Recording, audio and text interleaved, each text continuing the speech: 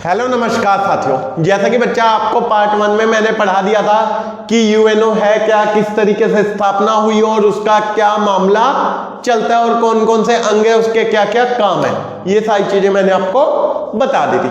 आज की वीडियो में बेटा मैं आपको बताने जा रहा हूँ यूएनओ के प्रमुख ये कुछ एजेंसीज हैं जो अंतरराष्ट्रीय स्तर पर काम करती हैं। कुछ संगठन है, क्या है, संगठन या फिर हम कहें एजेंसीज जो कैसे काम करती हैं, अंतरराष्ट्रीय स्तर पर काम करते हैं, यानी कि इंटरनेशनल लेवल पर काम करते हैं। क्लियर हो गई बात। तो उसमें बेटा पहली कौन सी है, ह्यूमन राइट वॉच। इसमें से बेटा आप ये 5 लिखी है मैंने, 1 2 3 4 5 6, ठीक है, यानी कि 6 लिखी है। अगर 6 में से बेटा आपको 6 की 6 याद कर लेते हो तो आप डन मान लेना, आपके 2 नंबर पक्के हो जाएंगे। क्लियर हुई बात, क्योंकि इसमें से क्वेश्चन 2 नंबर का आएगा ही आएगा। तो सबसे पहले बेटा human right watch. Human right watch देखो शब्द से ही पता लग रहा है, ये ह्यूमंस के राइट को वॉच करता होगा। वॉच मतलब देखता होगा, है ना, यानी कि मानवाधिकारों पर नजर, यानी जो भी किसी कंट्री में अगर मानवाधिकारों का वायलेशन हो रहा है, वायलेशन का मतलब क्या है बेटा, अगर उन्हें तोड़ा जा रहा है, उनके अधिकारों को पूरा नहीं किया जा रहा, तो कौन काम करता है बेटा, ह्यूमन राइट वॉच ही काम करता है। ठीक है, ये मानवाधिकारों की वकालत करने वाले एक अंतरराष्ट्रीय संगठन है, यानी कि एक इंटरनेशनल ऑर्गेनाइजेशन है ना, और ये अमेरिका का सबसे बड़ा एक अंतरराष्ट्रीय मानवाधिकार संगठन भी है। ये स्वयंसेवी संगठन है, याद रखना, एक एनजीओ है। क्या है, एक एनजीओ, यानी कि नॉन गवर्नमेंट ऑर्गेनाइजेशन है। और बेटा इसके साथ साथ ये ना वर्ल्ड मीडिया से क्या करता है, कांटेक्ट रखता है। जहां पे भी मानवाधिकारों का उल्लंघन होता है उधर के लोगों का, मतलब कि पूरा वर्ल्ड मीडिया को उधर नजर गड़ाने पे मजबूर कर देता है कि यहाँ पे देखो, यहाँ पे मानवाधिकारों का उल्लंघन हो रहा है, आप यहाँ पे फोकस करो। क्लियर हुई बात, आ गया समझ। फिर आते हैं इंटरनेशनल को मैंने बेटा बेसिकली शॉर्ट में लिख दिए, इंटर लिख दिए, डॉट लगा दिए तो समझ गया ना, इंटरनेशनल।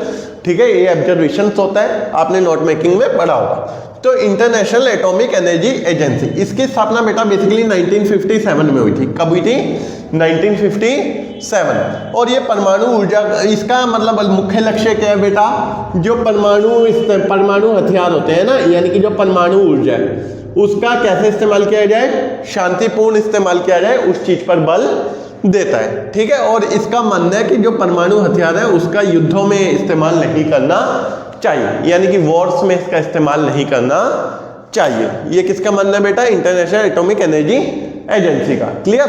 फिर उसके बाद आता है बेटा एमनेस्टी इंटरनेशनल। एमनेस्टी इंटरनेशनल क्या है बेटा, ये भी एक स्वयंसेवी संगठन है। ठीक है, यानी कि एनजीओ है जो मानवाधिकारों की रक्षा के लिए काम करता है। और ये मानवाधिकारों के वायलेशन, मान लो कहीं पे भी मानवाधिकारों से छेड़छाड़ होती है, वायलेशन होता है, ठीक है, उसी पर ये फोकस करता है और उससे रिलेटेड एक ना रिपोर्ट तैयार करता है कि आखिरकार इसमें ये हुआ। लेकिन ये रिपोर्ट ज्यादातर जो सरकारें होती हैं, जो गवर्नमेंट होती हैं, उन्हें नागवार लगती है। नागवार का मतलब क्या है बेटा, उन्हें पसंद नहीं आती। क्यों नहीं आती उन्हें पसंद, तो पसंद ना आने का रीजन सबसे बड़ा बेटा यही है क्योंकि ये हमेशा ही गवर्नमेंट के खिलाफ लिखता है। आई बात समझ, सरकार के खिलाफ लिखता है। फिर उसके बाद आ गया बेटा वर्ल्ड बैंक। जब हम वर्ल्ड बैंक की बात करेंगे बेटा, इसे स्थापित किया गया था 1944 में। कब किया गया था, 1944, यानी कि 1944 में इसकी स्थापना हुई थी। और अपने सदस्य देश, इसका काम क्या किया बेटा, पहला काम तो यह अपने सदस्य देशों को, सदस्य देश का मतलब क्या होता है, जितने भी इसके मेंबर हैं, ठीक है, उन्हें आसान, मतलब कि आसान ब्याज कहते हैं, थोड़ा बहुत तो इंटरेस्ट लगता है ना, तो उन्हें ऋण उपलब्ध कराना, ऋण मतलब कि लोन प्रोवाइड कराना, और गरीब देशों को अनुदान देना। अनुदान का मतलब क्या होता है बेटा, ये वन साइडेड होता है। वन साइडेड का मतलब क्या है, ये वापस नहीं लिया जाएगा।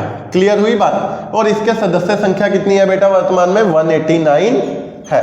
ये पूछ लेता है पेपर में कभी कभी, वर्ल्ड बैंक की सदस्य संख्या 1 नंबर में। क्लियर हो गई बात। फिर उसके बाद बेटा WTO की बात करें तो इसकी ऑफिशियली 1995 में स्थापना हुई थी, लेकिन इससे पहले भी था। कहने का मतलब ये ना सक्सेसर है। सक्सेसर का मतलब क्या होता है बेटा, सक्सेसर का मतलब होता है उत्तराधिकारी। किसका सक्सेसर है, general agreement on trade and tariff. किसका, general agreement on trade and tariff का। ठीक है, और याद रखेंगे बेटा ये वर्ल्ड ट्रेड पर ध्यान रखता है। वर्ल्ड ट्रेड का मतलब क्या होता है, विश्व व्यापार पर नजर गड़ाए रखता है, उसके नियमों को तय करता है, ठीक है, कि आखिर किस तरीके से नियमों के हिसाब से व्यापार चलेगा, ये चीज तय कौन करता है, ये चीज वर्ल्ड बैंक ही जो वर्ल्ड ट्रेड ऑर्गेनाइजेशन है वो ही तय करता है। फिर उसके बाद आ जाता है बेटा एक IMF, इसकी फुल फॉर्म होता है अंतरराष्ट्रीय मुद्रा कोष, यानी कि इंटरनेशनल मॉनेटरी फंड। क्या होती है, इंटरनेशनल मॉनेटरी फंड। इसकी स्थापना कब हुई थी बेटा, 1994 में, 1944 में। कब हुई थी, 1944। लेकिन ये ऑफिशियली काम कब से करने लगा, 1 मार्च 1947 से वर्किंग हो गया। वर्तमान समय में बेटा इसकी सदस्य संख्या 191 है और ये अंतरराष्ट्रीय वित्त की देखरेख करता है। अंतरराष्ट्रीय वित्त का मतलब क्या होता है, जितना भी इंटरनेशनल मनी होता है उसकी देखरेख कौन करता है, IMF ही करता है, ठीक है, और अपने सदस्य देशों को अनुदान भी देता है और ऋण भी प्रोवाइड करता है। याद रहेगा बेटा ये सब, ये एजेंसीज है। अगर आपने इन सबको याद कर लिया तो आपके 2 मार्क्स पक्के हो जाएंगे, ठीक है। तो बेटा जरूर फोकस करना इन सब एजेंसीज पे, क्लियर। अब इससे आगे मैं मेन टॉपिक्स पे आ जाता हूं बेटा। मैंने सोचा सबसे पहले मैं आपको एजेंसीज बता दूंगा ना, तो आप क्लियर हो जाओगे, अपने विजन को लेकर तय कर लोगे कि हाँ मेरे 2 नंबर यहाँ से आ सकते हैं, है ना। तो चलो अब हम इसे रब कर देते हैं और अब हम देखते हैं अगले टॉपिक्स को, क्लियर।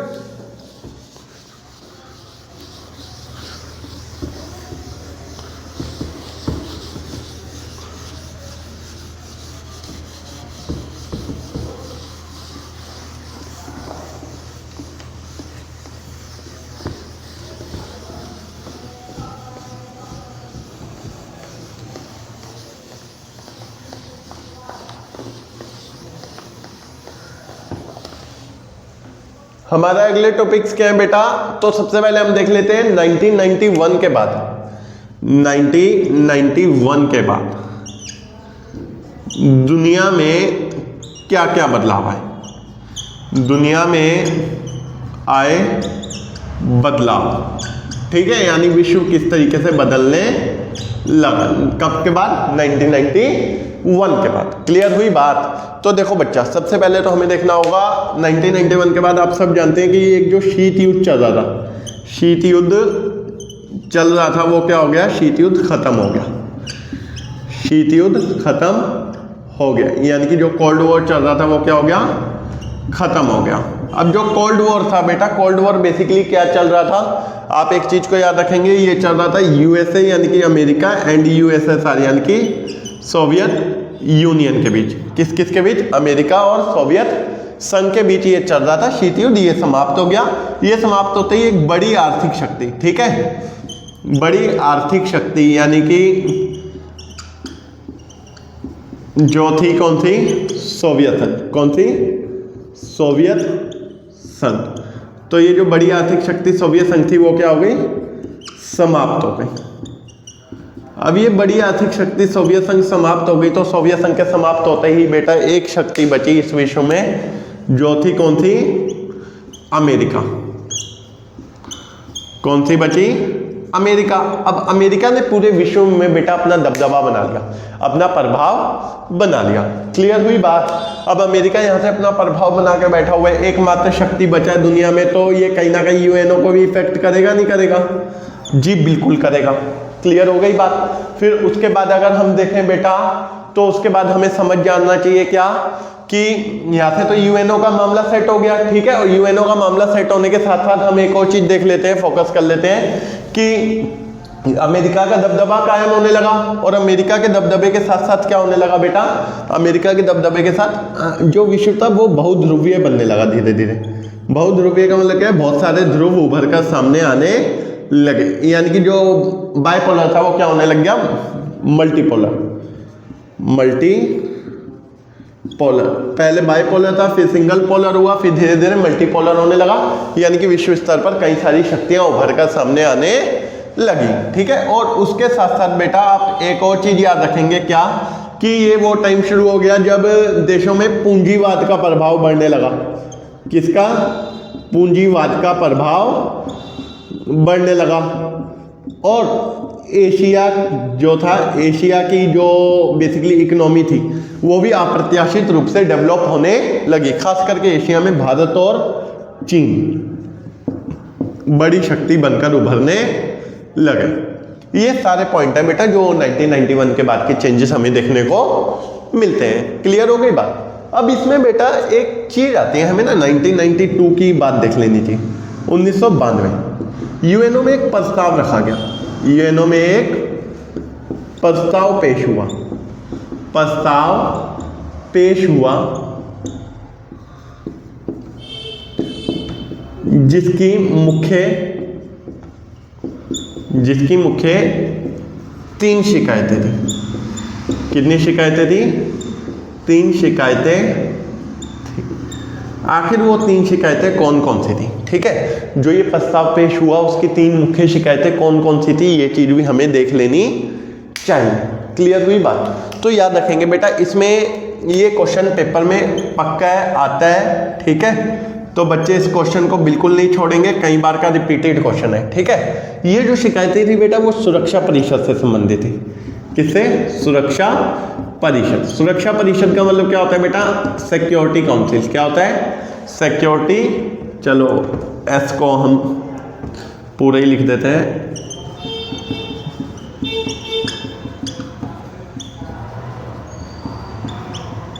Security council. ठीक है, अब सिक्योरिटी काउंसिल से संबंधित शिकायतें क्या थी बेटा? मैंने आपको बताया था।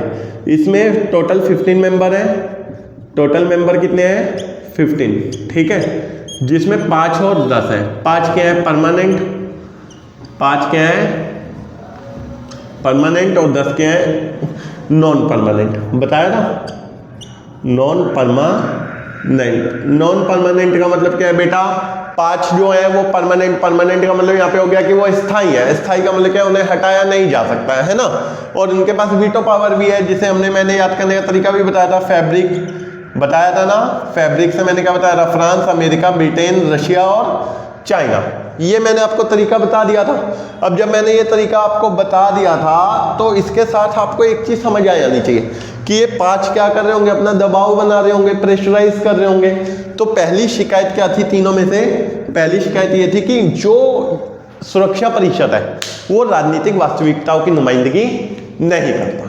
ठीक है, सुरक्षा परिषद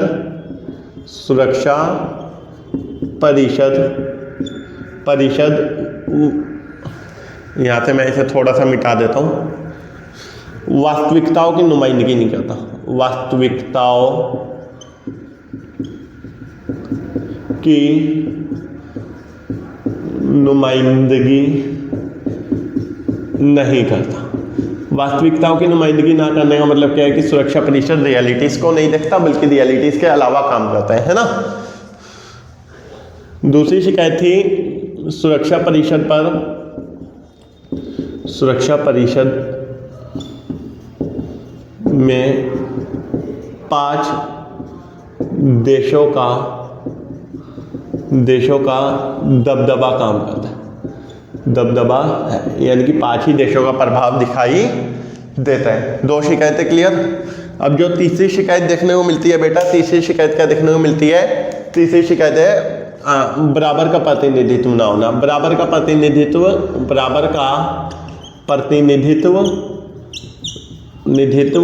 ना होना, यानी कि कहने का मतलब क्या है बेटा? देखो, सबसे पहले जो सिक्योरिटी काउंसिल है वो पॉलिटिकल रियलिटीज को वैल्यू नहीं देता। और जो दूसरी शिकायत के जो 5 कंट्रीज हैं उन्होंने क्या कर रखा है? प्रेशराइज कर रखा है, उन्हीं का दबदबा काम करता है। तीसरी शिकायत क्या है बेटा? कि इक्वल रिप्रेजेंटेशन नहीं है सिक्योरिटी काउंसिल में। ये 3 शिकायतें प्रमुख रूप से सामने आई। क्लियर हो गई बात? ये 3 शिकायतें थी जो हमेशा से ही क्या करती आ रही हैं? काम करती आ रही हैं, जो 1992 में भी हमें एक्सेप्ट की गई। क्लियर हो गई बात? इसके बाद बेटा एक क्वेश्चन आता है, मैं आपको बताऊं। 2 क्वेश्चन और हैं इसमें से। जो मेन है, मैं आपके साथ सिर्फ और सिर्फ कॉन्सेप्ट वाइज और क्वेश्चन वाइज बात कर रहा हूं, क्योंकि एग्जाम बहुत नज़दीक है और सिलेबस कर पाना बहुत बड़ी बात हो रही है ना। इसलिए मैं आपके साथ बिल्कुल कॉन्सेप्ट वाइज बात कर रहा हूँ जो पेपर में आने वाला है। अगर आप 1 मिनट भी बेटा वीडियो को स्किप करते हैं तो ये सोच लो आप अपना कहीं ना कहीं नुकसान कर रहे हैं। तो ध्यान रखना, स्किप बिल्कुल नहीं। 2 क्वेश्चन बता रहा हूँ यहाँ से मैं आपको। ठीक है, एक तो बेटा मैं आपको बता रहा हूँ क्या कि 2005 में यूएनओ ने अपने कितने वर्ष पूरे किए? 60 वर्ष पूरे किए। कितने? 60 वर्ष पूर्ण किए। जब यूएनओ ने अपने 60 वर्ष पूर्ण किए तो 60 वर्ष पूर्ण होते ही बेटा क्या हुआ, यूएनओ सेलिब्रेट करेगा नहीं करेगा? बिल्कुल करेगा। उसमें यूएनओ ने एक मीटिंग रखी और मीटिंग में कुछ चीज़ों को बढ़ावा देने की कोशिश की, यानी कि इस उपलक्ष्य में कई चीज़ें नई बनाई गई और कई चीज़ों को रीडिजाइन किया गया। ऐसा क्या क्या था, है ना? तो सबसे पहले तो बेटा यूएनओ ने एक शांति संस्थापक आयोग की स्थापना की।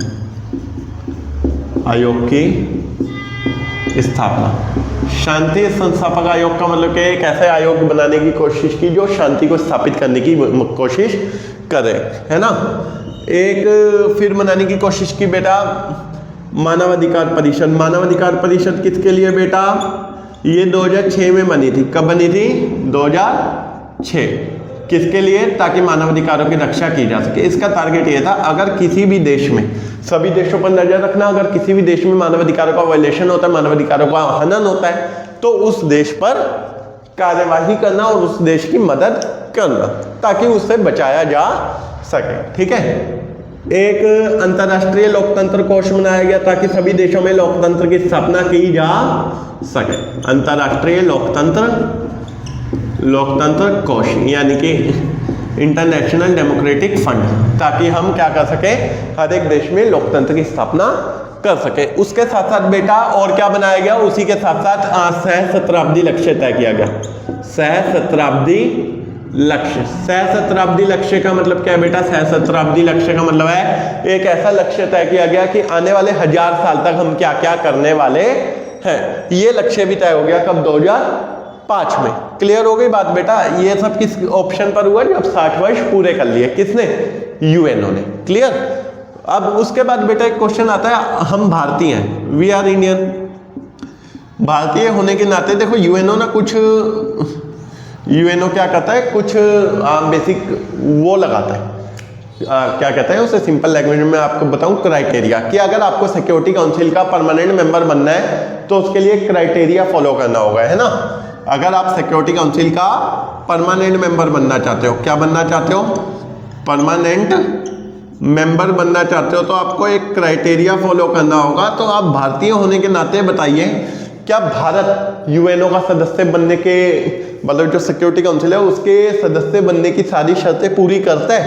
तो आप कहेंगे जी हाँ, भारत पूरी तरीके से फुलफिल करता है, क्योंकि यूएनओ ने शर्त रखी हुई है, एक शर्त रखी है कि जनसंख्या होनी चाहिए अच्छी खासी। ठीक है, आप जानते ही हो विश्व में पहले नंबर पे है भारत जनसंख्या के मामले में, तो कोई कंपटीशन ही नहीं भारत का, है ना?